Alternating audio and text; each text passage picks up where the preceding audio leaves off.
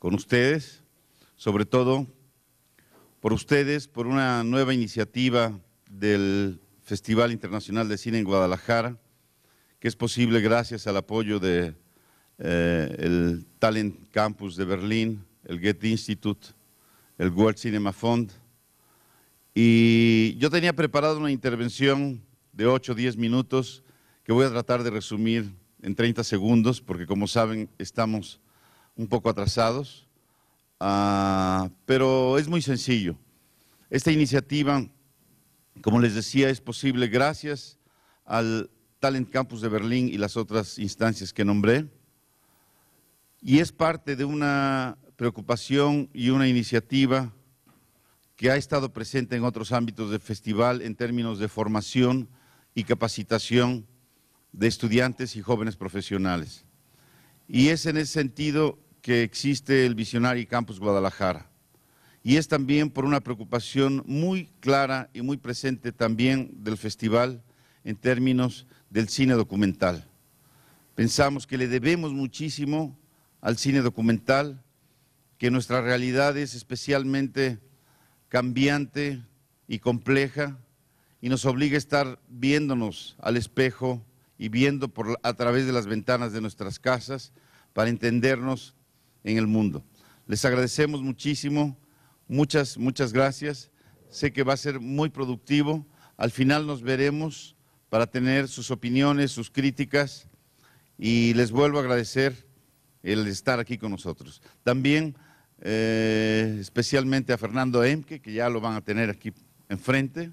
Muchas gracias y disfrútenlo, apréndenlo, úsenlo. Este festival es para eso, para usarlo, para utilizarlo, para manosearlo, para amarlo, para pelearse con él. Gracias.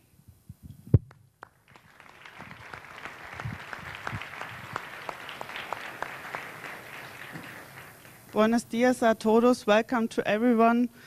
Disculpe, no habla español, so I will start in English a short presentation about the Berlinale Talent Campus.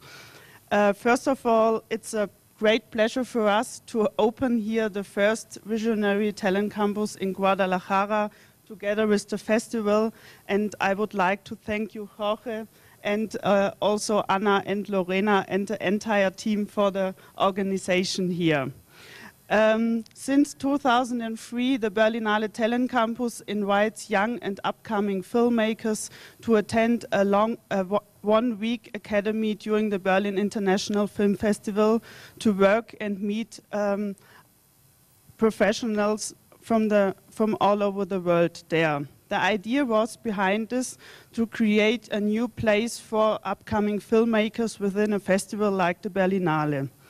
And thanks to our powerful director Dieter Koslik and more than 25 partners worldwide, we are able to organize this every year.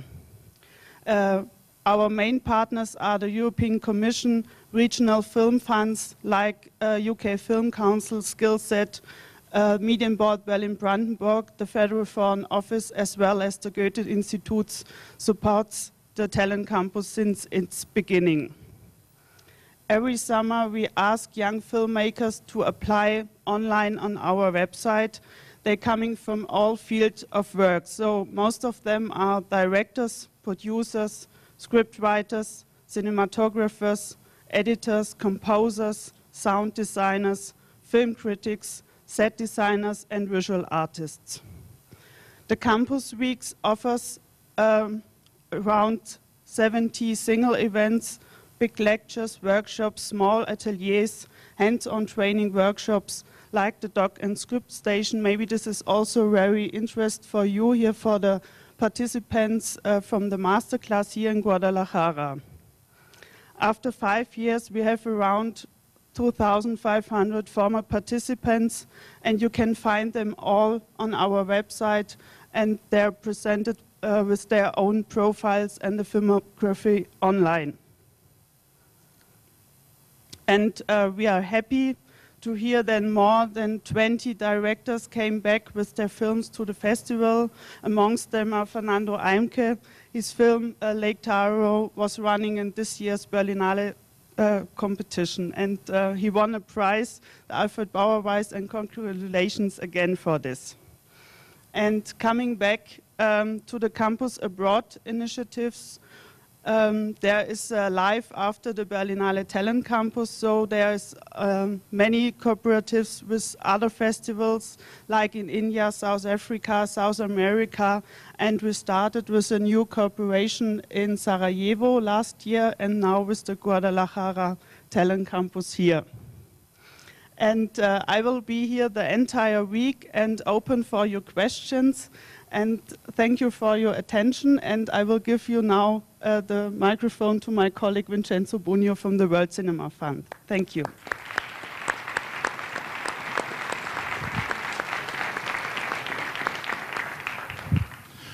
Hola, bienvenidos, buenos días. Yo no hablo muy bien español, pero busco hablar en español. Yo estoy buscando mejorar un poco. Siempre hablé un idioma que no es español, pero es un poquito diferente, es litañol, que se puede comprender. Estoy buscando mejorar un poco, yo espero que se puede trabajar con este idioma. Bueno, el World Cinema Fund es más o menos una sección de la Berlinale. Nosotros fomentamos la producción de cine en algunas regiones del mundo. En Asia, en África, en el Medio Oriente y, claro, también en América Latina.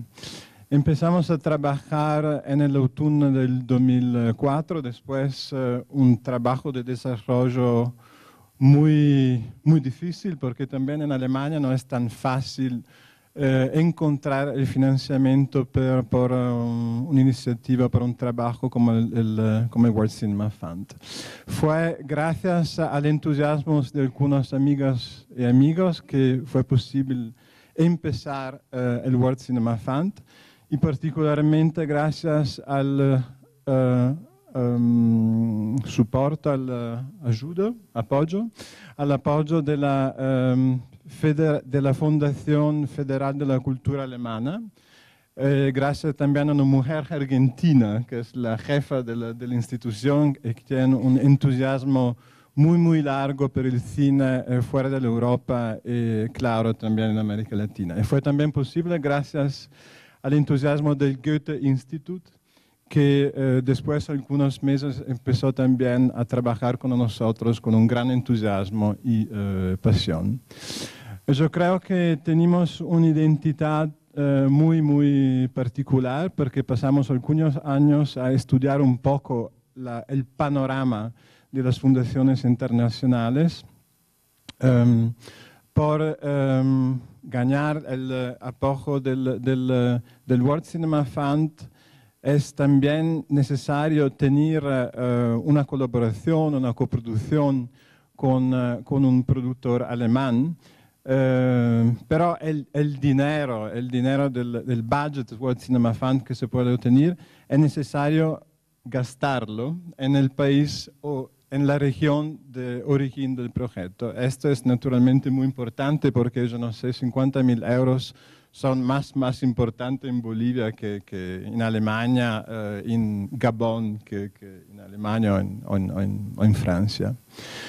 Durante estos años recibimos más que 700 proyectos.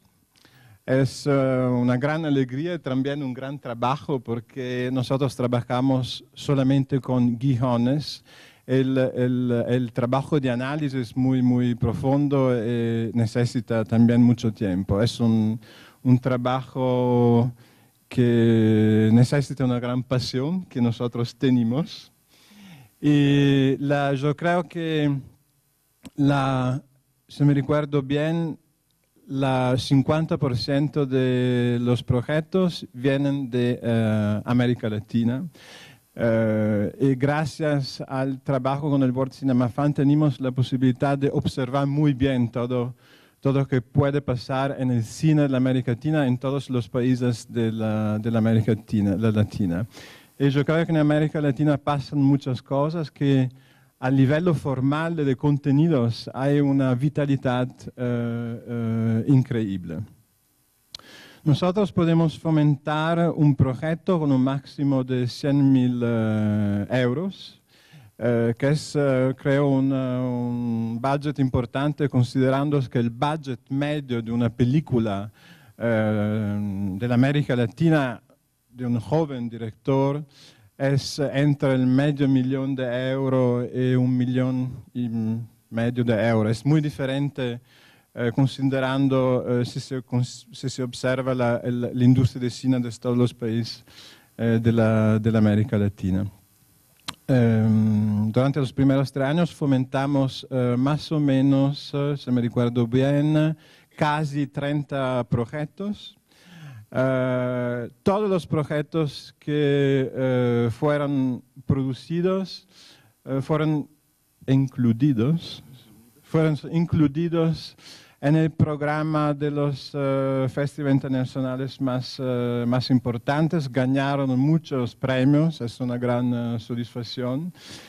Todos los años también en la competición de la Berlinale hay film que fomentamos con el World Cinema Fund. Es una gran satisfacción. Tenemos también durante el año algunos so-called World Cinema Fund Spotlights con algunos filmes que fomentamos con el World Cinema Fund en algunos países, worldwide. Este año organizamos en colaboración con el Goethe Institut un programa de cine en Israel, Jerusalén, a Ramallah, en los territorios palestineses, en Chile, en Perú, en Indonesia y ahora también aquí en Guadalajara. Hay 3 películas, hay una película del Mali, hay una película de la Jordania y hay una película del Líbano que se llama A Perfect Day. Son 3 películas que nosotros queremos mucho y yo espero que haya la posibilidad de poder asistir a una proyección. Después de la presentación, yo tengo una charla con Fernando, hablamos un poco de su cine en Sudamérica y también después hay una otra discusión, otro coloquio con un productor argentino que se llama Hernán Musalupi, que es muy importante por la producción joven argentina y también menos joven, y que fue fomentado con un proyecto que se llama El Custodio por el Cinema Fund. Bueno, muchas gracias, buen trabajo.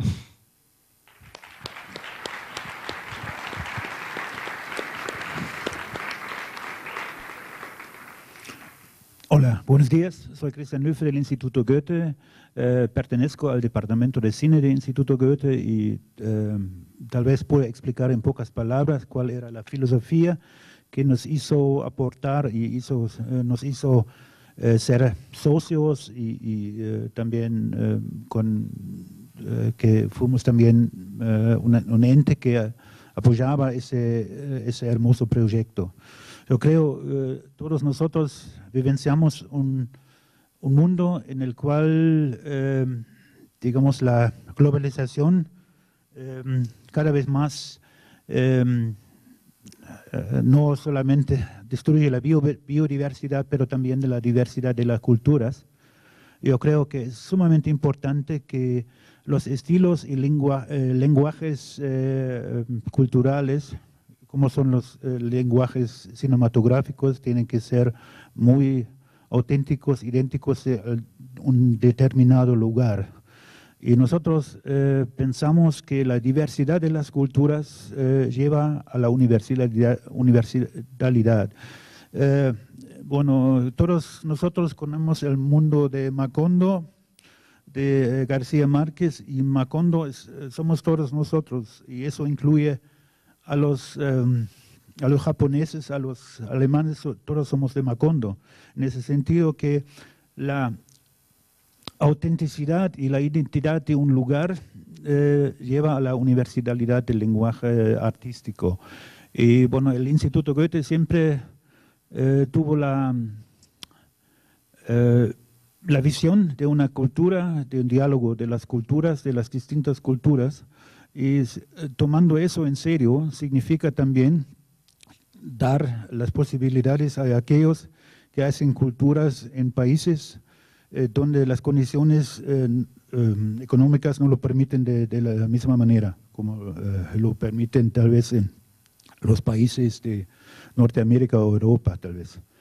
Entonces, en ese sentido, como disponemos también de una red de unos 140 institutos en el mundo, y también disponemos de esa posibilidad de tener un diálogo muy descentralizado en los distintos lugares. Somos los partners adecuados para el World Cinema Fund y tratamos de ofrecer también esa red a la Berlinale y a ese lindo proyecto.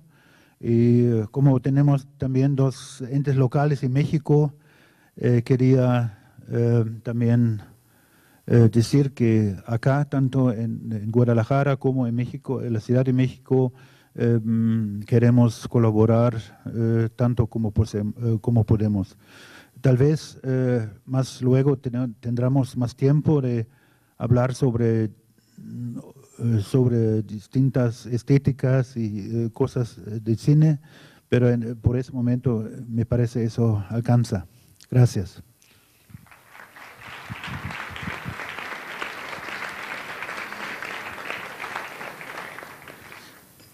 Muchas gracias, Cristian, gracias, Vincenzo.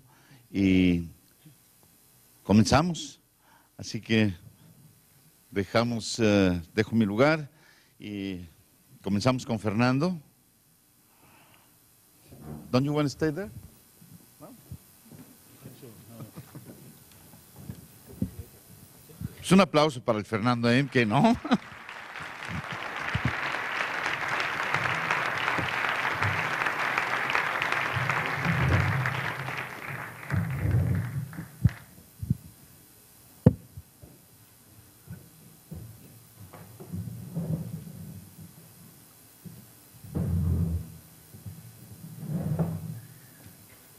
Bueno, gracias Fernando. Ya hablamos un poco a Berlín porque yo fui el moderador de la conferencia de prensa de la película que pasó en la competencia.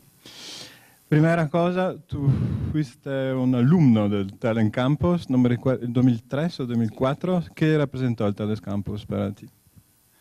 Pues es un lugar donde tienes la posibilidad de conocer diferentes puntos de vista, de conocer diferentes directores. Y creo que eso es muy importante como cineasta. Yo cuando fui al Talent Campus en 2003, traía un proyecto que estaba escribiendo y traía una crisis con el proyecto y mucho miedo. Era el guión de Temporada de Patos, estaba a punto de dejarlo el guión y ir al Talent Campus y oír pláticas de directores, en específico, por ejemplo, de Spike Lee, fue muy inspirador, ¿no? Y me ayudó a seguir con el proyecto y a tener como el valor y las ganas para continuar con el proyecto. Me parece muy interesante decir, yo tuve miedo, los directores tienen también miedo, porque construir una película es un proceso muy peligroso, tener miedo es normal. Creo que para un director es muy importante tener algunos modelos. Tú tienes una formación muy cinefil, yo creo. Yo que tus directores preferidos son Jim Jarmusch y Ozu. Yo me pregunto por qué, por los temas, por la narración, el minimalismo, quizás, o un universo familiar, quizás en Ozu, que puede ser importante para tu trabajo. A quien primero vi fue a Jim Jarmusch. Antes de entrar a la escuela de cine, al CUEC, vi Stranger Than Paradise y me causó una enorme impresión. Me parecía un cine que se leía entre líneas, y no era un cine tan obvio o que te llevaba de la mano, sino que te dejaba como abierta la interpretación. Y eso me fascinó de Jim Jarmusch. Una vez que entró a la escuela de cine, un maestro que teníamos, que es Jorge Ayala Blanco, que es un crítico de cine bastante bueno, nos presentó el trabajo de Ozu. En ese momento, cuando estaba en la escuela de cine, no no le di la importancia, ¿no? Es hasta después, hasta 2003, cuando voy al Talent Campus, que tengo la oportunidad de ver una Tokyo Story de Ozu en el cine. Estaban haciendo un homenaje a Ozu y fue una película que me impactó por su sencillez, por su intimismo, su sencillez en la historia, pero al mismo tiempo una gran profundidad y su manera de hacer cine, un cine muy sencillo y muy riguroso y con una visión muy propia. Hablaste también del cine de Carlos Reigadas, que para mí también es uno de los directores más importantes de los últimos 10 años. Yo encontré a Carlos la primera vez, yo creo, a Cannes, después a Rotterdam, por la presentación de Japón, que me fulminó, se puede decir, por los contenidos, por el idioma formal y muchas otras cosas. Japón, Batalla de Cielos y Luz Silenciosa son 3 obras muy importantes de los últimos años. Nosotros fomentamos Luz Silenciosa. ¿Qué representa para ti el cine de Carlos Reigadas?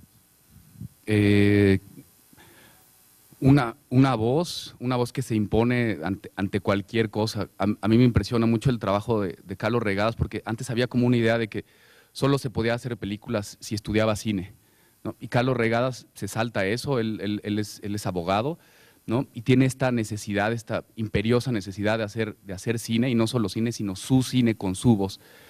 Yo no sé cómo le hace, pues, ¿no? para hacer una película, porque no viene de una escuela de cine, viene de ser abogado, y hace la película. Es sorprendente de Carlos, y me parece que habla de una necesidad y de un hambre de hacer cine que sobrepasa cualquier obstáculo, ¿no? Yo también, cuando estaba preparando la película de Temporada de Patos, tuve la oportunidad de ver Japón y me voló la cabeza, sobre todo por esa voz que tiene y esa manera de hacer cine, cómo lo hace, ¿no? Hace un esquema de producción que le permite hacer la película que quiere hacer. Y creo que eso es bien importante y es algo que yo aprendí con Temporada de Patos, hacer un esquema de producción pequeño que te permita, ¿no? Tener control creativo, libertad, y eso es algo que Reigadas a mí me enseñó eso, y creo que a muchos cineastas que vinieron después de Carlos. Podemos hablar un poco más del cine de Carlos, que hay ejemplo en una parte de Batalla del Cielo, que para mí es uno de los ejemplos más importantes de montaje de los últimos años. Probablemente tú te puedes recordar la parte de la peregrinación y también el tráfico. Antes hay un ritmo narrativo que es raro, yo creo, es muy particular por el cine moderno. ¿Tú estás de acuerdo? Sí. A mí hay una parte de Luz Silenciosa que se me quedó muy grabada, todo de Luz Silenciosa, de Batalla en el Cielo, que es el recorrido del personaje, ¿no? Y que vas viendo una ciudad y es como digamos, un montaje virtual, no hay cortes, ¿no? Sino es un montaje virtual, van pasando cosas en un plano secuencia. Y a mí me parece bien interesante esa escena.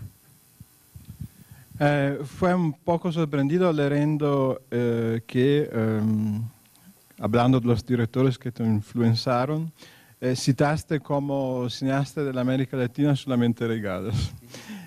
Porque hay, como yo ya decía, hay una vitalidad ahora y antes increíbles. Si hablamos de los directores del pasado, hay algunos que son muy, muy importantes por tu trabajo y por tu formación. Me gusta mucho una película que para mí fue muy importante, fue Solo con tu pareja, de Alfonso Cuarón. En México se venía produciendo cine, pero en un momento dado se echó de lado o no se quería trabajar con la comedia. Y Alfonso Cuarón hace esta película y cuando la vi fue como darse cuenta de que se podía hacer una comedia de calidad, ¿no? De que se podía hablar de un tema interesante. De repente se cayó mucho en México, no en la comedia, sino en la farsa, ¿no? en el pastelazo y eso. Entonces ver esta película fue bastante refrescante. Y Alfonso Cuarón me gusta su trabajo, me gusta el trabajo de guión de Carlos Cuarón. ¿Otros directores del pasado? Me gusta mucho Felipe Casals también. Una película que me marcó muchísimo fue, ¿cómo se llama? La de Tlatelolco. ¿Alguien sabe la de Tlatelolco? Rojo Amanecer. Que es en una locación en Tlatelolco, que hay un trabajo sonoro impresionante, ¿no? Que muchas cosas se cuentan con el sonido. De hecho, Temporada de Patos la filmamos en Tlatelolco. Entonces, esa película también tuvo mucha influencia. La Tarea también de Hermosillo, este plano fijo donde se cuenta toda la historia en un solo plano, también tuvo mucha influencia sobre mí. Me gustaría también analizar un poco la situación contemporánea del cine en América Latina, porque hay algunas situaciones muy diferentes que dependen también de la posibilidad de producción en algunos países. Durante los últimos años, ahora no se puede olvidar, no se puede ignorar la presencia y la importancia del cine argentino. ¿Qué te parece del cine argentino de los últimos años? ¿Qué te gusta, qué no te gusta también? La Ciénaga, de Lucrecia Martel. Me parece una película espectacular. Esa película es una clase de cine en todos los aspectos, en el guión, en cómo se filmó, dirección de actores. Me parece espectacular, La Ciénaga. Y una película que vi hace poco y que me pareció también muy buena película es El Custodio, de Rodrigo. El trabajo actoral, la historia, otra vez la historia entre líneas, lo que se lee entre líneas, el trabajo fotográfico me parece increíble. Y cerca de ahí, ¿no? Es el cine de Uruguay, ¿no? Que es tan pequeño, pero con un trabajo tan importante como es la película de Whisky o 25 Watts, Juan Pablo Revela y Pablo Stoll. Ellos también pues, influenciaron mucho y me gusta mucho ese cine. Porque en el cine de Uruguay también hay una ironía que no hay siempre en el cine argentino. Sí, creo que es ironía y tiene más humor y eso me encantó. Lo que pasa es que no sé cuánto cine uruguayo hay, no sé qué tanta producción, pero me parece que es muy poca. No he visto tanto cine uruguayo, el que conozco es el de Juan Pablo Revela y Pablo Stoll y no mucho más. Entonces no sé si realmente sea una constante en ese cine, pero en ellos sí hay esa ironía, ese humor. Yo soy muy feliz porque La Ciénaga es también para mí una película increíble también a nivel formal. Hay una profundidad muy importante. El Custodio lo fomentamos muy bien. Del Custodio hablamos después. ¿Y qué te parece del cine en Brasil? Es un universo un poquito diferente. Últimamente no he visto mucho cine brasileño, lo confieso. Bueno, obviamente no es tanto cine brasileño, pero Estación Central, bueno, sí es brasileña totalmente, perdón, y Diarios de Motocicleta, de Walter Salles. A mí en lo personal, a mí me gusta más Estación Central, me parece una historia muy interesante, muy bien hecha, me gusta, pero no conozco mucho del cine brasileño. Debería, y el Cinema Novo, he oído hablar mucho de él y vi un documental el otro día de Glover, ¿no? Y me parece que es un cine que uno tiene que revisar, ¿no? Es como la tarea que uno tiene que hacer, pero todavía no. Una película brasileña ganó el primer premio a Berlín, Tropa de Élite, pero es una película un poco diferente, no es una película autorial clásica. Hay también en América Latina muchos otros países donde se hace cine. Hay algunos países que empiezan ahora a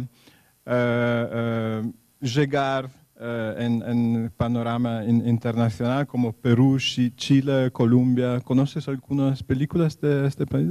He visto poco. Sí.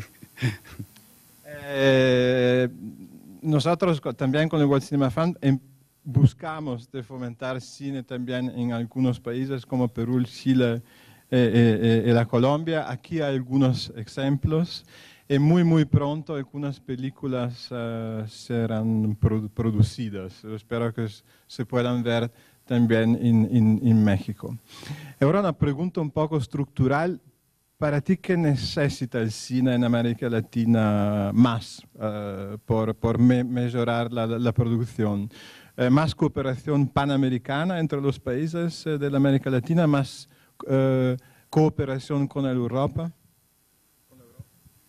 Yo creo que ambos, colaboración latinoamericana y colaboración con Europa. Cuando uno tiene un proyecto, tiene que buscar por todos lados, ya sea en fondos en Europa, en Latinoamérica, creo que donde sea, hay que buscarlos por todos lados. Es más viable, me parece, que buscar esos fondos en Europa, ¿no? De repente es difícil, ¿no? que si vas a hacer una película en México tengas un apoyo de países que también están buscando producir películas de su propio país. Entonces yo lo veo difícil, ¿no? Entonces es más viable conseguirlo en Europa. Muchas gracias. Antes de empezar con una charla sobre tu película, tenemos un tráiler de Leigh Taoe. ¿Se puede empezar? Gracias.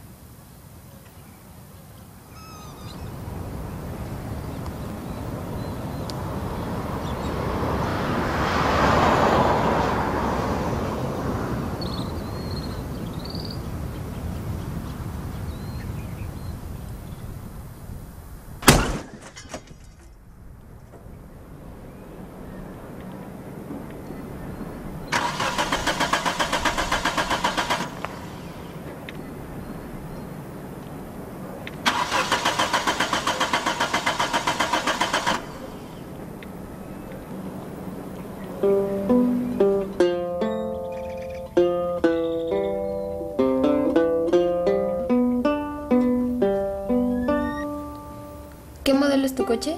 Es un Suru.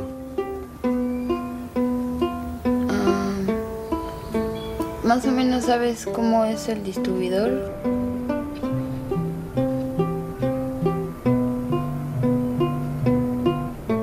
Mira, es una cajita así, chiquita, con un contacto, que le salen unos cablecitos que van al distribuidor.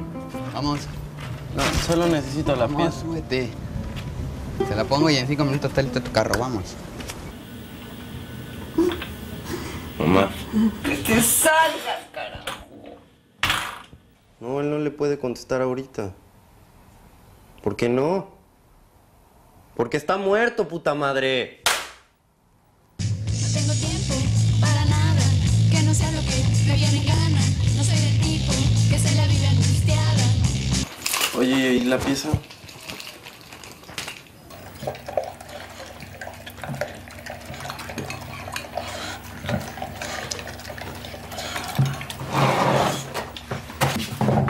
Ahora sí vamos a ver la pieza.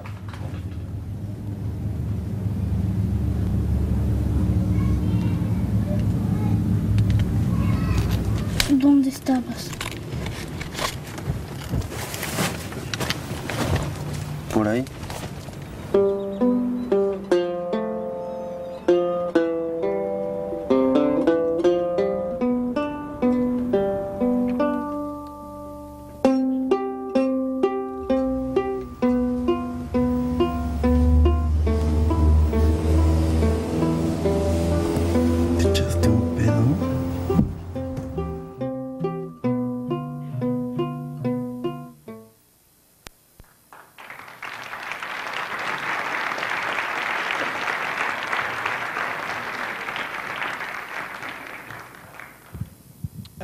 Muchas gracias.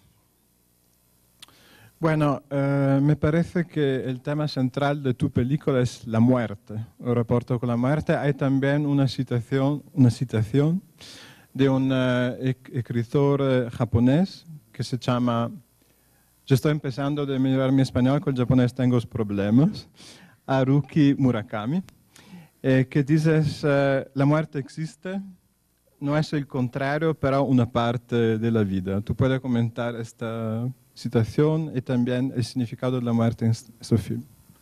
Sí, esta frase fue muy importante.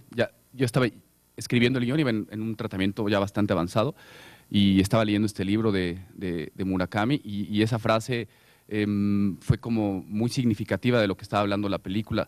Siempre bueno, así lo veía yo. Vemos la muerte como contraria a la vida y hay que entender que la muerte es parte de la vida, es parte de este ciclo de la vida y es de lo que la película está hablando, ¿no? De hecho, cuando estábamos buscando las locaciones, escogimos Progreso, que es un lugar con mucha vida, con mucho verde, como que la vida explota, ¿no?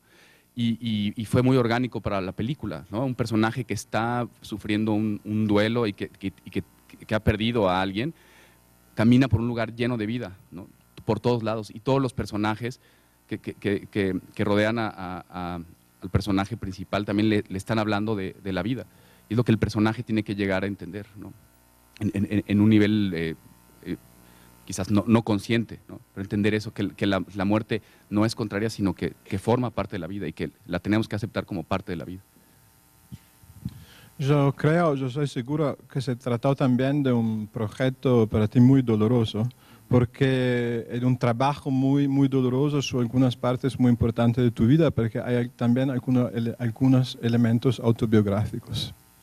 Es muy importante mencionar el trabajo con Paula Markovich. Paula Markovich trabajó conmigo en Temporada de Patos y también trabaja en esta película. Y a mí me daba mucho, no sé si miedo, pero no quería abordar este tema.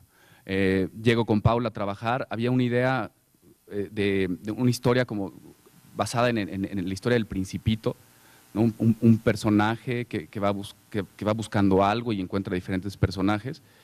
Y yo le estaba dando la vuelta a la historia, a lo de la muerte. Y empiezo a trabajar con Paula. Paula había vivido esta experiencia y ella me animó y empezamos a trabajar con ese tema. Fue realmente importante el trabajo con Paula Markovich, muy importante. ¿Tú crees que para un realizador que empieza a trabajar, a hacer cine, es muy importante elaborar, se dice, o desarrollar algunos temas privados muy importantes, o es más importante tener un poco de distancia de la vida privada o de algunos elementos autobiográficos? ¿Qué crees? Yo creo que el elemento autobiográfico siempre está ahí, no lo puedes evitar cuando es un trabajo tuyo, un guión tuyo, aunque sea un guión de alguien más, a lo mejor vas a encontrar esa manera de ver la parte autobiográfica. Pero creo que también como guionista tienes la obligación de crear un personaje para la pantalla, alejarte de que sea algo tan autobiográfico. Hay que darle color al personaje, hay que darle vida propia, hay que darle una personalidad. Y creo que cuando trabajas con un alter ego y lo dejas así como tú eres en pantalla, seguramente vas a odiar lo que estás viendo. No vas a ser capaz en el momento de que estás escribiendo, no vas a ser capaz de hacer sufrir al personaje, de castigarlo.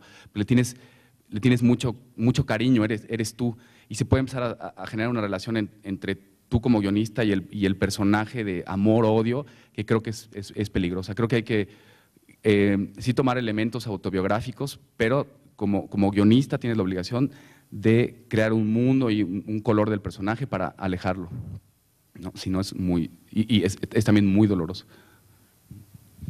¿Por qué decidiste de desarrollar la historia de Lake Tahoe en Yucatán? Porque es un lugar muy particular porque te enamoraste del Yucatán como lugar de esta película.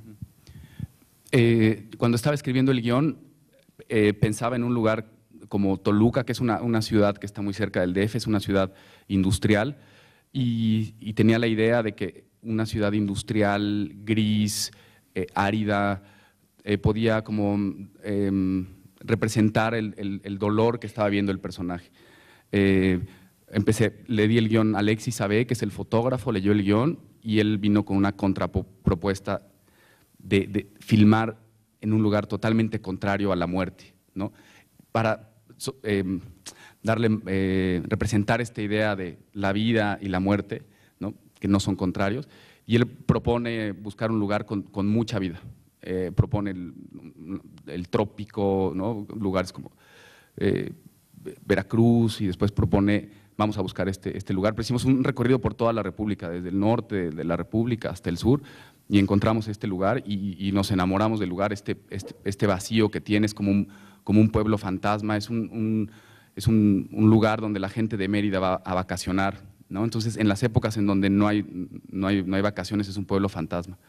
Y nos enamoramos, es un lugar también que juega con esta idea de la vida y la muerte.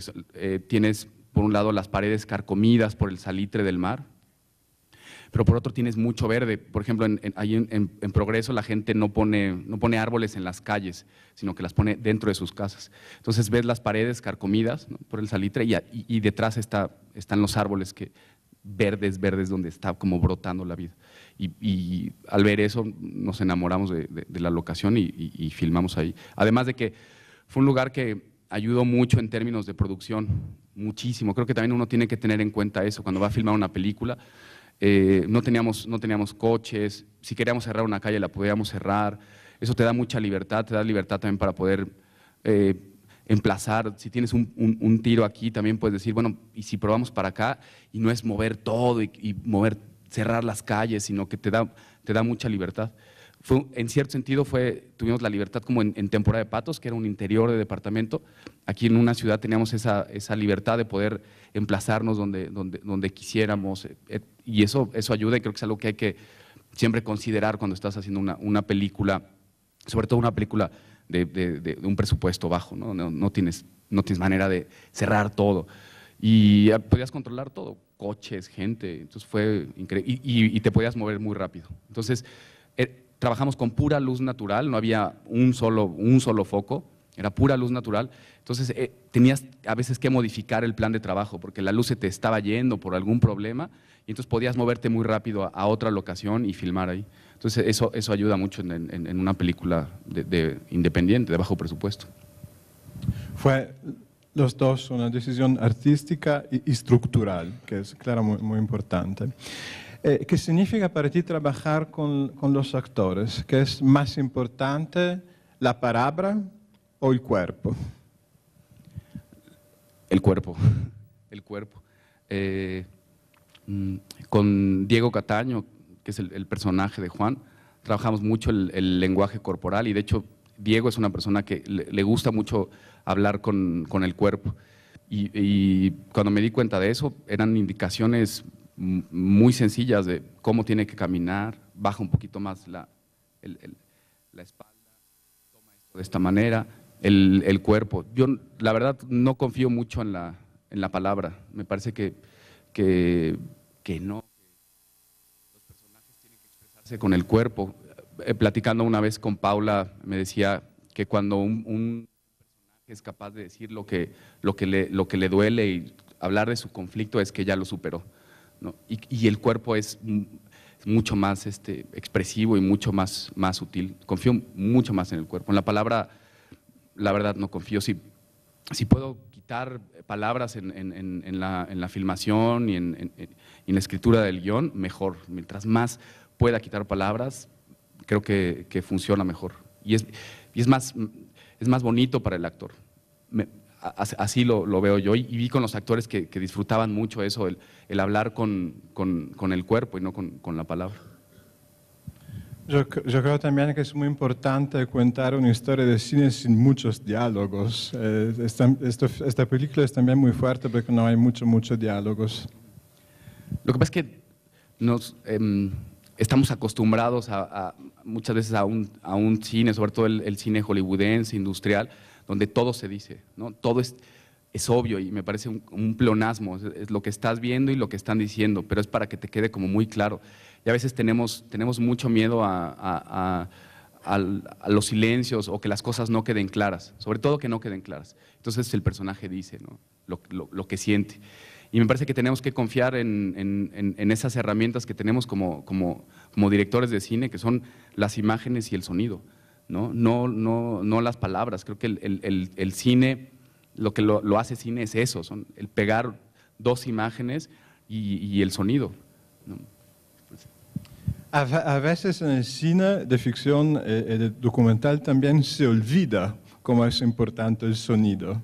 Y hay la tentación de utilizar más una música, un soundtrack, que el sonido, que puede contar una historia también sin música. El sonido creo que es de las partes más importantes. Yo veo el cine como 50-50, 50 la imagen y 50 el sonido. Es una herramienta dramática impresionante. Robert Bresson decía que el oído era mucho más imaginativo que el ojo, ¿no? Que despertaba la imaginación. Entonces, tenemos que confiar en el sonido, ¿no? Decía que si hay algo que se puede contar con el sonido y no con la imagen, que es preferible contarlo con el sonido. Y por ejemplo, en esta peli le apostamos a no usar música, pero sí buscamos, por ejemplo, en los vientos, buscamos diferentes tipos de vientos, ¿no? Un viento grave, un viento agudo, un viento grave que pudiera, no sé, sustituir a una sección de cuerdas, elementos rítmicos, ¿no? Como unos pasos o una puerta que se abre. Creo que tiene unas posibilidades inmensas el sonido, inmensas. Es algo que creo que, no sé, cineastas como Carlos también le dan mucha importancia al sonido. Y creo que en el cine más comercial o más obvio no se le presta mucha atención al sonido. Lo importante es el diálogo, ¿no? Que hablen los personajes, y después si la película se vuelve un poquito aburrida, entonces vamos a usar música y vamos a poner algo para como que no se caiga. El uso de la música también es otra herramienta que creo que hay que tener mucho cuidado con la música, ¿no? Se usa mucho para rellenar huecos dramáticos, para vender soundtracks, para cualquier cosa menos para lo realmente importante, que es que tenga un juego dramático en la historia, que es el uso también que, por ejemplo, viendo el otro día esta película de Paul Thomas Anderson, el uso de la música es impresionante, ¿no? No es como para rellenar huecos dramáticos, sino es un elemento dramático muy importante. ¿Cómo encontraste o buscaste encontrar los personajes de la película? ¿Cuál fue la prioridad? Bueno, primero queríamos, una vez que definimos que íbamos a filmar en Progreso, queríamos personajes que fueran de ahí. No había ninguna regla. Podían ser actores con cierta experiencia, ya sea en el cine, en el teatro, o actores que nunca hubieran hecho nada. En el caso de Juan Carlos, que es David, el chico del Kung Fu, él apareció en un estacionamiento. Se le hizo, casi no se le hizo un casting. Se le grabó diciendo su nombre, hablando de cosas normales, lo que él pensaba, X. Y me acuerdo viendo ese casting, digamos, hubo un momento, un gesto en el personaje que me atrapó y tenía una fascinación, y lo veía en la tele y lo veía una y otra vez, y sabía que en ese gesto había algo que representaba ese personaje, y que era más de lo que yo me había imaginado. Y lo empezamos a trabajar con él y eso, y fue impresionante el trabajo. Nunca había hecho nada, nada. Con Daniela Valentine, que es Lucía en la película, ella nos la presenta la chica de vestuario, Mariana Watson. Nos enseña una foto, le hacemos un casting, que son castings como muy libres, son improvisaciones, no hacen ninguna escena de la película, son improvisaciones. Y también hubo algo ahí, una ternura y una rebeldía que me cautivó. Y Héctor Herrera es un actor con mucha experiencia en teatro regional, y también el casting fue bien padre, pero con él a mí me daba mucho miedo porque es un actor de teatro y es un actor de teatro fársico. Entonces, el actor de teatro hay que cuidarlo mucho, ¿no? Es muy fácil que se suba, ¿no? Y después Diego Cataño, ese fue el más complicado. Cuando estaba escribiendo la historia, llegaba a pasar por mi mente Diego, pero me rehusaba, me daba como mucho miedo repetirme, ¿no?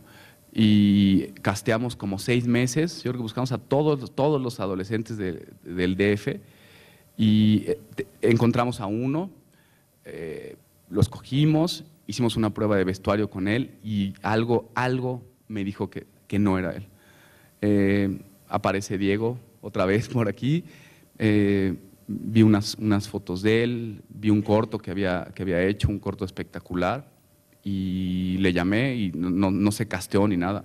Le dije, Diego, necesito que vengas a hacer la película. Estábamos como a una semana de filmar y fue sorprendente, de una generosidad espectacular. Es un actor que un poco su idea de actuación es: mi personaje existe en la medida en que el personaje que está enfrente de mí exista. Entonces es un actor que se entrega al personaje que está enfrente de él, porque sabe que ese personaje cuando existe lo va a hacer a él existir. Entonces es increíble, es un actor muy generoso. Y en esta película hay también un gran trabajo de búsqueda visual, de búsqueda artística, expresiva. Ganaste también un premio importante a la Berlinale. Al principio, ¿cuál fue el concepto de identidad visual de la película? También la prioridad aquí. Había una imagen constante en toda la película, en la escritura del guión y todo, de un personaje chiquito y una pared grande. Esa era como la imagen clave de la película, ¿no? Me parecía que eso reflejaba esta vulnerabilidad y esta soledad del personaje, y empezamos a trabajar sobre eso. De hecho, algo que nos pasó es que empezamos a filmar la película y filmábamos al personaje caminando. De hecho, la editora en el DF estaba alarmada y decía, ¿cuándo van a dejar de filmar a este personaje caminando? Y finalmente se editó muchísimo de eso, se usó lo necesario, pero sí había esta imagen clave del personaje perdido, del personaje vulnerable, ¿no? ¿Y las ventanas negras? Los cortes a negros, sí. En temporada de Patos habíamos utilizado el fade a negros, y es algo que a mí me gusta mucho por la elipsis, ¿no?, que se hace con el fade a negros. Es una parte de la puntuación cinematográfica que me gusta mucho. Aquí cuando empezamos estaba el guión escrito y había muchas indicaciones y decía fade a negros, fade a negros, fade a negros. Platicando con Alexis Abe, decidimos hacer la película en un proceso fotoquímico, no proceso digital. Y entonces el problema de los fades en el proceso fotoquímico es que se llega a ensuciar la película, la escena que viene y que sigue se ensucian. Entonces platicamos sobre la posibilidad de hacerlo corta negros. Yo no estaba totalmente seguro del corta negros, ¿no? Decía, bueno, sí, vamos a hacerlo corta negros, pero igual en la sala de edición vemos cómo funciona el fade, y si se mancha, pues se mancha, ni modo. Y probamos eso en los primeros cortes, el corta negro, y fue increíble, fue un descubrimiento que a mí y a la editora nos encantó por esta sorpresa. El fade a negros te va avisando, te va previniendo de que va a venir un negro, y aquí es como abrupto, ¿no? Y después empezamos a encontrarle significados como esta relación con la muerte, ¿no? Con lo abrupto, con lo que pasa así, y nos encantó. Es un recurso que a mí me gusta mucho, y además porque puedes jugar con el tiempo. Hay cortas a negros, pero finalmente el sonido, hay una elipsis en imagen, pero el sonido sigue ahí. Entonces es muy raro porque hay como el tiempo se vuelve como muy subjetivo y muy extraño. Entonces nos encantó y trabajamos con ese recurso, con mucho cuidado, ¿no? Es un recurso del cual te puedes engolosinar y eso, y trabajamos con mucho cuidado, y a mí me gusta mucho y me divierte mucho, sobre todo. Nos divirtió mucho encontrar esa forma de puntuación y de recurso dramático. Hablamos mucho de sonido, pero hay también música en el film. ¿Fue difícil encontrar la música para la película? Sí, o sea, hay música incidental, ¿no? Hay la canción que canta la chava, esa no fue realmente complicado, y la canción del final. Siempre que uno está escribiendo un guión, escucha muchas canciones y todo, y de repente uno piensa en ponerlas y todo. Conseguir los derechos de la música es muy complicado, y sobre todo en una película de presupuesto bajo. Es muy complicado, ¿no? Como que decimos, después lo arreglo y después lo veo. Y no pasa. Entonces te ves en un problema que la canción que tenías del grupo que te gusta no la puedes usar por derechos, entonces tienes que hacer un sound alike que no va a quedar igual. Y entonces como que te vas acostumbrando un poco desde el guión a no usar música y a confiar en el diseño sonoro. Pero la canción que hay al final fue una canción que creo que refleja como el espíritu de la película. Una canción que oía constantemente, y que le dio mucho ritmo a la película. Y lo platicaba con Alexis Abe, que también fotografió Luz Silenciosa. Me comentaba sobre Regadas, ¿no? También, que escuchaba canciones de Sigur Rós y decía, voy a usar esta, y voy a usar esta, y era la canción que iba a usar en tal momento. Y finalmente decidía no utilizarla, ¿no? Pero esa canción le daba un ritmo a la película, se reflejaba el ritmo de la canción en la película. Y así también pasó con esta canción del final. Es una canción que creo que cuando acaba la película te recuerda mucho a lo que pasó, y es muy orgánica con el ritmo y la sensación de la película. Ya hablamos un poco de Robert Bresson. ¿Por qué es Bresson tan importante para esa película? Porque a mí me parece el cineasta que mejor entendió el lenguaje cinematográfico.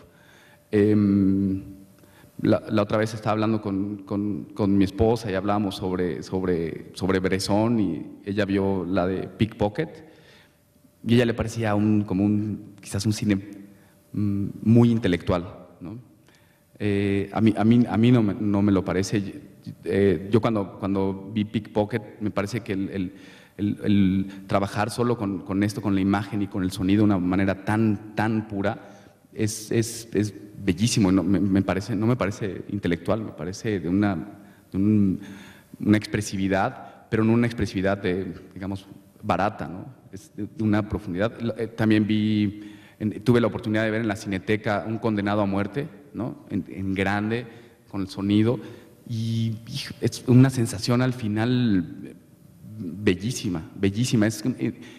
Creo que tienes que pasar esa parte intelectual, ¿no? De decir los cortes y no sé qué, y dejarte llevar, y es bellísimo. Y cuando salí, vi a una señora que también ha visto la película, casi con lágrimas en los ojos, y nos vimos y fue así de, qué bonito es este cine, tan puro, tan puro y tan bello. ¿En México es difícil financiar una película como Lake Tahoe? ¿Necesita mucho tiempo? En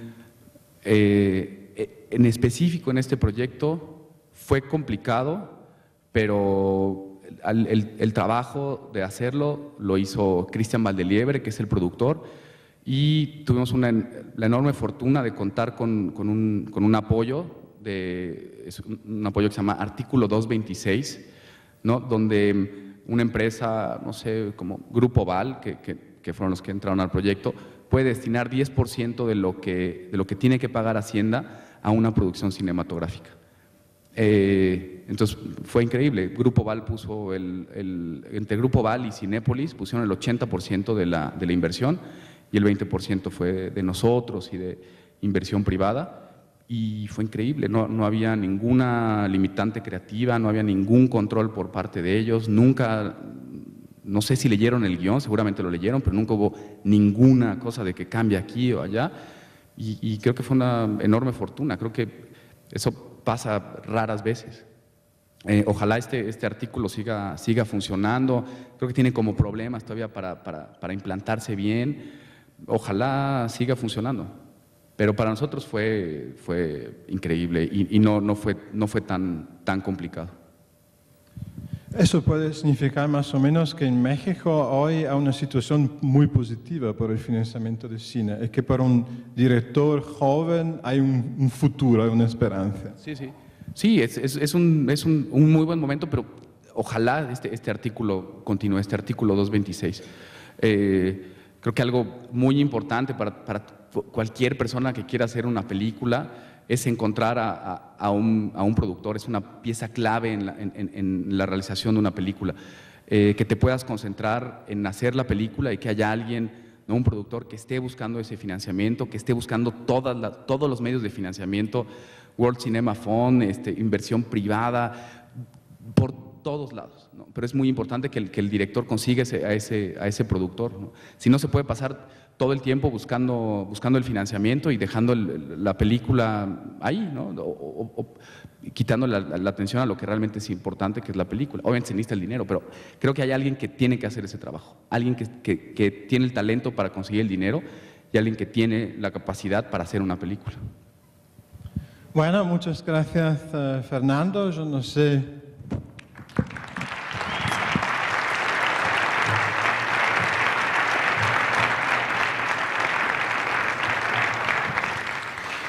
Quizás hay algunas preguntas del público. Me parece una ocasión muy buena para hablar un poco de cine con un director. Una primera pregunta. ¿Aquí tenemos un micrófono o no? No hay micrófono. Ahí. No, espera un momentito.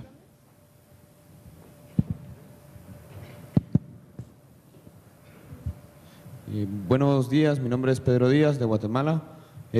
¿Por qué el nombre de Lake Tahoe y cuánto costó y más o menos cuánto tiempo duró hacer la película? El nombre es algo que se revela en la película y es algo que tiene mucha importancia para el personaje. Es un objeto por ahí, es una estampa que hay por ahí. En realidad la estampa por sí misma no tiene ninguna importancia, pero para el personaje refleja muchas cosas, ¿no? sobre esta persona que perdió. Tiene esta importancia del fetiche, ¿no? A veces una cosa como una colilla o un mechón de pelo de alguien que quieres mucho y que pierdes, pues tiene una importancia tremenda, ¿no? Entonces de ahí viene el nombre de Lake Tahoe, pero pudo haber sido cualquier otra cosa, ¿no?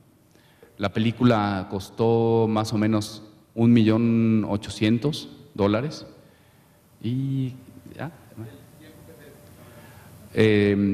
La empezamos a escribir como en 2004 y nos llevó mucho tiempo todo el proceso de la escritura de guión, más no así la filmación. La filmación fueron 5 semanas. Teníamos planeadas 6 semanas de filmación, se nos descompuso la cámara, entonces perdimos como 1 semana y media y después, ya que estábamos por terminar, nos cayó un huracán, entonces tuvimos que apresurar todo para filmar en 5 semanas.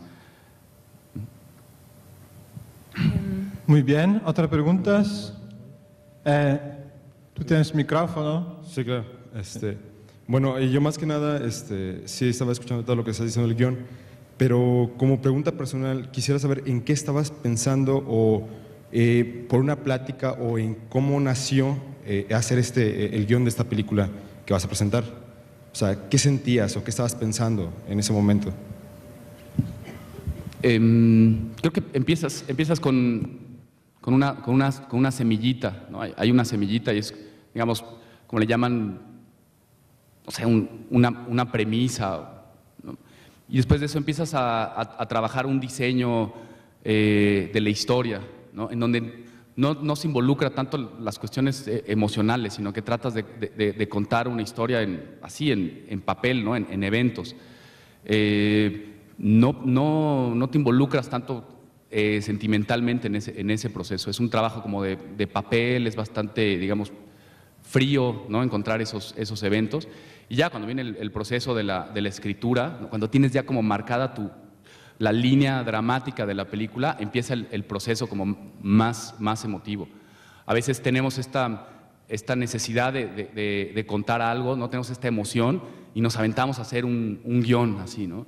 Habrá gente que le salga, ¿no? Las 90 cuartillas de un jalón, pero es muy fácil perderte, ¿no? Con Paula trabajamos mucho el trabajo previo, ¿no? Que es como el diseño de la película.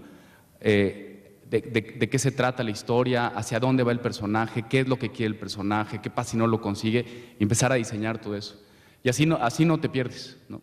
Así no te pierdes. Cuando tienes como este diseño y esta ruta del personaje, no te pierdes, y entonces es cuando realmente como tienes la señal a dónde tienes que llegar, empiezan a salir las cosas emocionales, porque estás seguro de que quieres llegar ahí, entonces empiezan a salir las cosas emocionales, y cuando te pierdes, porque te gana la emoción, ¿no? Pues siempre puedes regresar a ese punto, a ese que marcaste a donde tienes que llegar.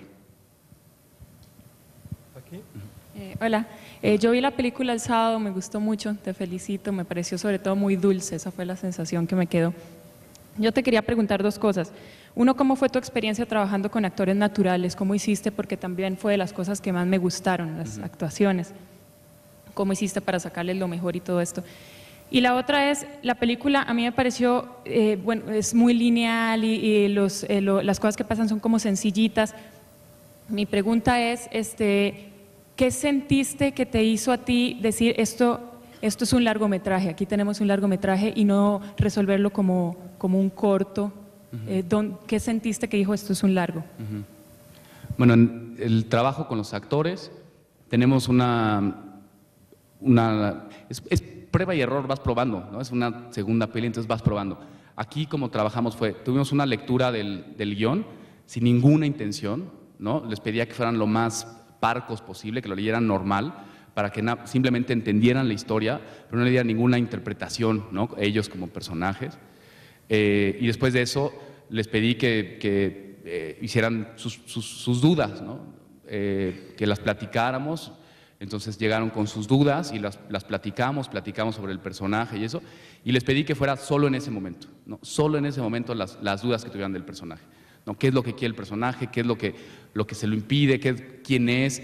Solo en ese momento. Les pedí que no fuera en el set, que en el set no iba a responder ese tipo de preguntas, que no iba a tener el tiempo para pensar en una buena respuesta. Entonces les pedí que fuera solo en ese momento. Y así fue, ¿no? Creo que a veces el trabajo con los actores en el set, cuando empiezan, ¿y qué es lo que quiere el personaje? ¿Y para dónde voy? Creo que es algo que tienes que definir antes, si no te vas a enloquecer y vas a dar una respuesta errónea y te vas a empezar a perder. Entonces, un momento como para las preguntas y ya, eso fue como lo que trabajamos. Y después, en cada escena, platicamos brevemente como de lo que quería el personaje en esa escena, el objetivo de esa escena, ¿no? Y mucho trabajo corporal, ¿no? Mucho trabajo corporal, y siempre tratando de quitar los mayores textos posibles. Se les daba mucha libertad a ellos, podían cambiar los textos, podían omitirlos, ¿no? Lo hablábamos obviamente, podían cambiarlos si no los sentían como suyos, como natural, ¿no? Pero los diálogos yo creo que no son importantes, que los puedes cambiar mientras tengan el sentido, ¿no?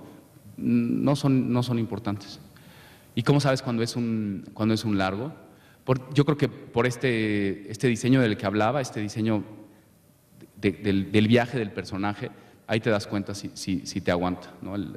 Yo para escribir el guión soy en un sentido muy, o sea, recurro mucho a una estructura clásica y hago todo este diseño, pero ahí es donde te das cuenta que puede haber un largometraje, ¿no? Hay veces que no te alcanza, ¿no? El viaje del personaje, sus conflictos, qué es lo que le pasa, qué es lo que le impide hacer lo que él desea. Hay veces que no te da, entonces pues no, es difícil que sea un largometraje.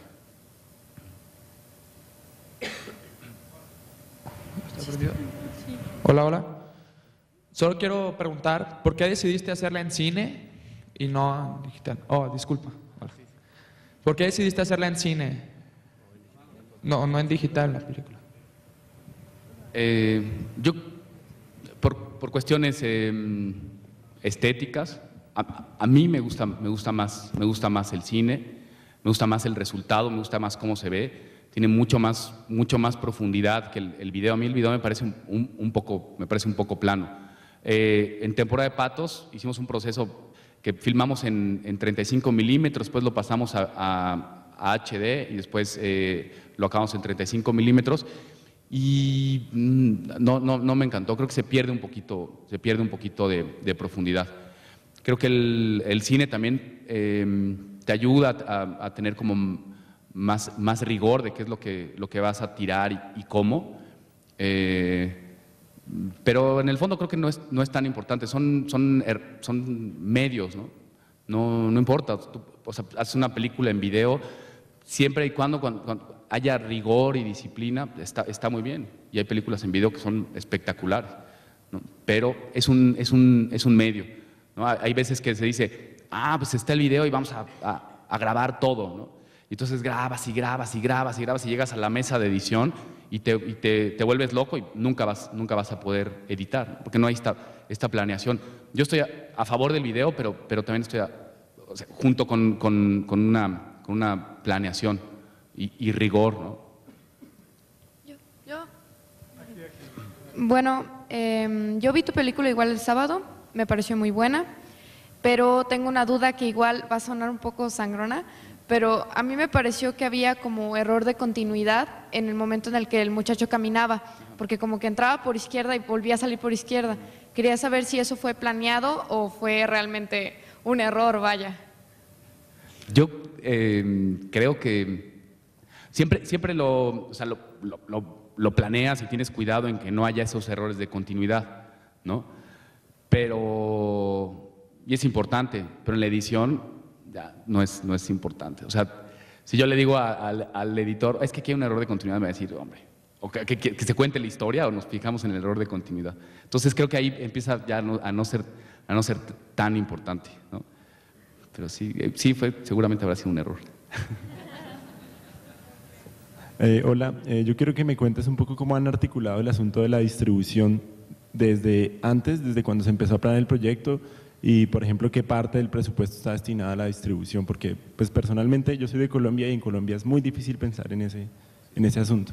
La distribución no la consideras en el presupuesto, consideras ciertas cosas como promoción, promoción, que es importante, porque después acabas una peli y entonces no tienes ni un centavo para hacer la promoción y es como complicado y creo que es algo que tienes que contemplar en la peli.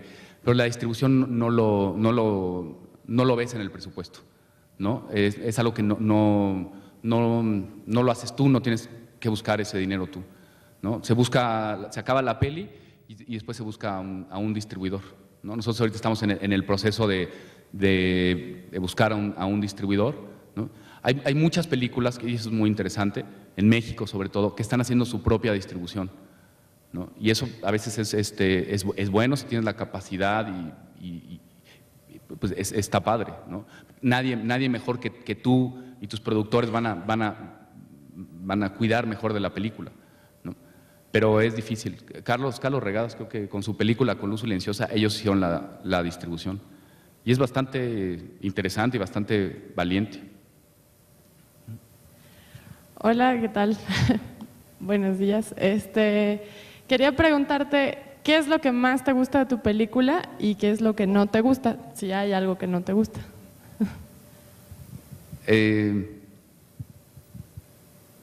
Lo que más...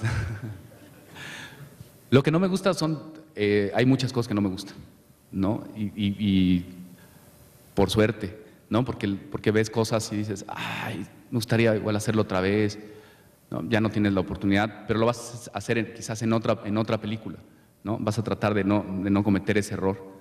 Y creo que es bien bonito seguir viendo, o sea, ver una peli y darte cuenta de los errores, ¿no? Porque también eso como que te empuja a hacer otra peli, ¿no? Y no cometer los mismos errores. Y que es lo que más me gusta es justo eso, que nos dimos la oportunidad de cometer errores, de correr riesgos, ¿no? Tuve un equipo pues, increíble, ¿no? Que se la jugó, que le apostó. Y eso es un lujo en el cine, ¿no? Sobre todo cuando hay tanto dinero, tener la oportunidad de jugar y de correr riesgos pues es maravilloso. Y cuando lo veo así en pantalla digo, pues no quedó tan bien, pero jugamos y nos arriesgamos y eso pues, se siente muy bonito, es bien padre.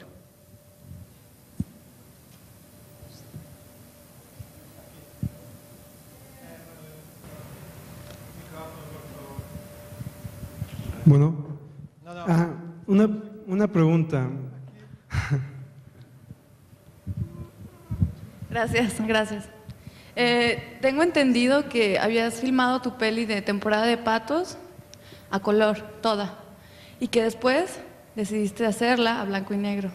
¿Y cómo fue eso? O sea, ¿cómo le hiciste y por qué? Cuéntanos de eso.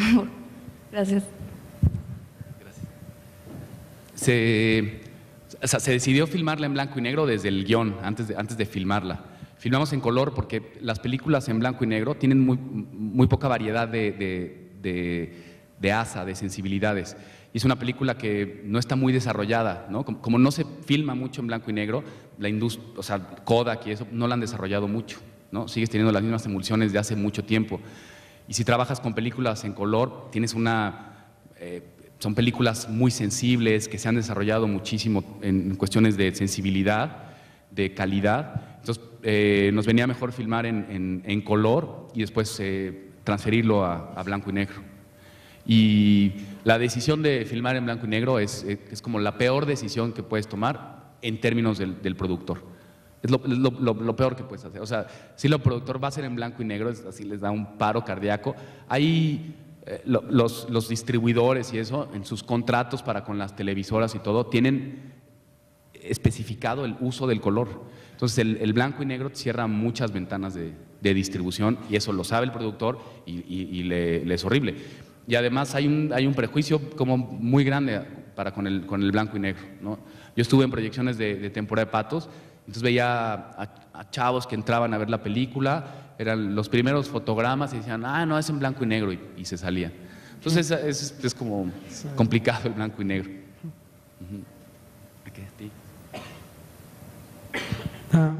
Hola, ¿por qué esa fascinación de centrar tus historias en niños? En niños y adolescentes. Bueno, y adolescentes, sí. Perdón. Porque me parece una edad llena de conflictos. Me parece un personaje, el adolescente, el personaje perfecto para las películas, porque está lleno de conflictos, ¿no? Es la edad donde no sabes muy bien lo que quieres, tienes muchas dudas, odias a tu familia, odias al mundo. Pues es una edad muy bonita, con muchos conflictos, que al mismo tiempo no tienes nada que perder y entonces corres muchos riesgos. O sí tienes que perder, pero no tienes esta conciencia, ¿no? que asumimos los adultos de cuánto puedes perder si haces algo, ¿no? Entonces se me hacen personajes bien padres para las pelis. ¿Y cuáles son tus próximos proyectos así? Ahorita estoy trabajando, tengo ideas, sinopsis, y estoy haciendo eso, o sea, el diseño de la película en el papel y ver cuál realmente aguanta para que sea una peli, ¿no? Y quizás no un corto que me guste. Gracias. Tenemos tiempo para la última pregunta. Es una gran responsabilidad. ¿Dónde está? Yo quisiera saber cómo decides tú la duración y el momento para poner un corte en negro. En la sala de edición, y es de tripa, de cómo lo sientes. La sala de edición es el momento donde realmente empieza como a funcionar más la tripa y el ritmo, ¿no? Hay veces que se habla y se dice, pero ¿cómo es el ritmo? ¿Cómo defines el ritmo? Pues de tripa, y por eso hay buenos editores y editores no tan buenos. El ritmo es importantísimo, lo decides solo aquí, en la tripa. No hay ningún manual de nada, no hay nadie que te pueda ayudar, es aquí, y esa es la fortuna de tener un buen editor. Bueno, Fernando, muchas gracias. La charla me gustó mucho. Suerte. Hasta pronto. Muchas gracias.